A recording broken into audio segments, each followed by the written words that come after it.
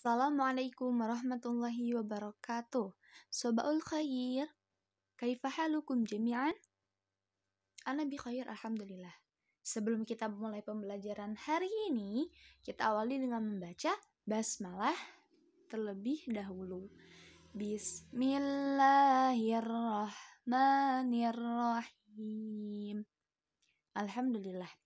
Baik, Ananda Solih dan Solihah, silahkan disimak videonya dengan seksama dan perhatikan juga buku paketnya.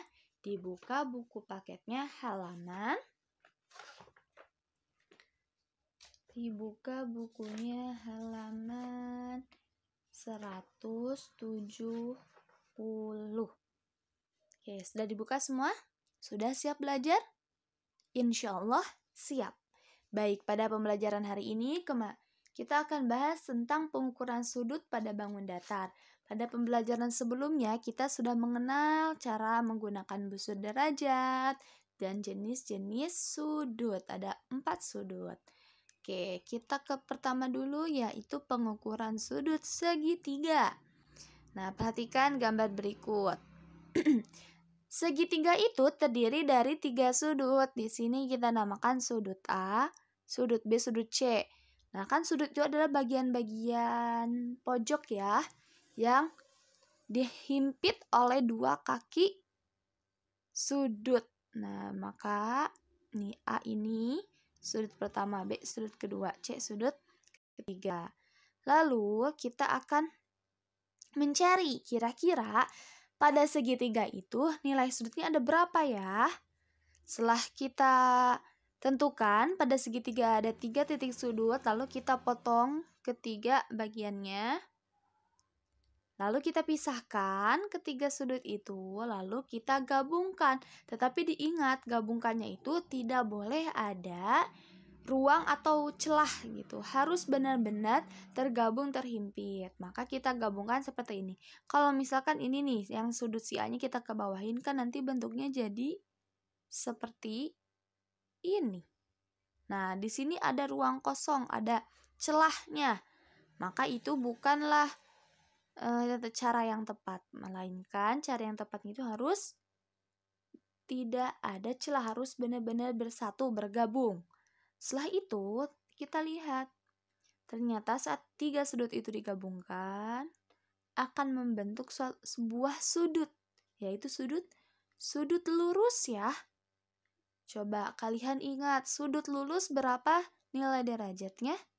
180 derajat. Maka sebuah segitiga itu jika ketiga sudutnya dijumlahkan, nilai atau besarnya adalah sebesar 180 derajat. Ayo diingat, segitiga itu sudutnya jika digabungkan nilainya 180 derajat.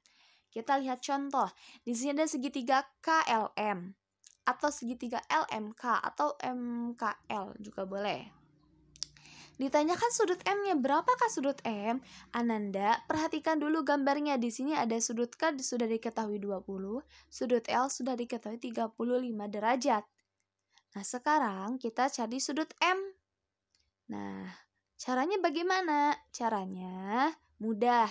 Tadi kita sudah tahu, ketiga sudut segitiga jika digabungkan akan membentuk sebuah sudut lurus yang besarnya 180 derajat. Maka kita bisa mencari sudut M. Di sini kan 180 derajat itu adalah hasil jumlah dari sudut K ditambah sudut L ditambah sudut M. Kita masukkan sudut K 20 ditambah 35 ditambah sudut M 180. 20 tambah 35 berapa? 55, betul. Kita geser ke sini ya. Berarti 180 sama dengan 55 ditambah sudut M. Lalu kita pindah ruas. Sudut M sama dengan, nih karena pindah ruas, yang asalnya positif kita rubah jadi negatif. 180 dikurangi 55. Berapa 180 dikurangi 55? Hasilnya adalah 125.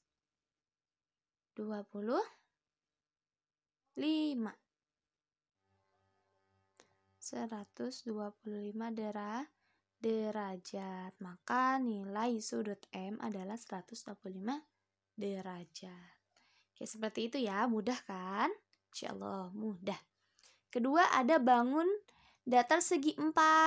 Kita akan menentukan berapa besar kira-kira sudut pada bangun segi 4. Nah, Anda lihat di sini ada sebuah segi 4. Nah, ternyata pada segi 4 itu akan membentuk 4 sudut, yaitu sudut A, B, C, dan D. Nah, caranya sama, kita potong lagi nih si sudutnya. Setelah dipotong, dipisahkan, kita gabungkan. Diingat menggabungkannya, tidak boleh ada posisi yang kosong, tidak boleh ada celah, harus berhimpit benar-benar bersatu. Kalau keempat ini digabungkan kan nanti jadi membentuk seperti ini lagi ya. Maka digabungkannya seperti ini. Lalu ternyata setelah digabungkan itu membentuk sudutnya itu full, penuh satu lingkaran. Maka nilai sudutnya 360 derajat. Maka setiap segi 4, jika keempat sudutnya digabungkan, akan membentuk sudut sebesar 360 derajat. Kita simak contoh berikut. Ada bangun segi 4. Tapi kok Ustazah ini mah bentuknya ada kayak begini, tidak seperti segi 4 pada umumnya. Kotak seperti ini. Tidak apa-apa, karena segi 4 itu adalah bangun datar yang terdiri dari 4 sisi. Kita lihat, coba di sini ada 4 sisi, ada HE, EF, FG, dan HG. Kalau misalkan bentuknya seperti ini, segi bisa termasuk dalam segi 4? Bisa, karena terdiri dari 4 sisi. Misalkan contohnya seperti ini, seperti bentuk layang-layang. Apakah ini bisa disebut segi 4? Bisa, karena terdiri dari 4 sisi, tetapi namanya nanti jadi layang-layang.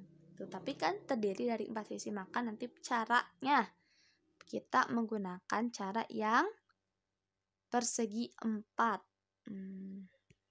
Oke, sekarang kita tentukan dulu nih. Di sini diketahui sudut H 150, sudut G 70, sudut F 85. Sudut E yang ditanyakan bagaimana caranya? Caranya sama seperti tadi. Coba kalian ingat, kalau segi 4 itu, keempat sudutnya dijumlahkan akan hasilnya sama dengan 360 derajat. Maka 360 derajat kita kurangi saja.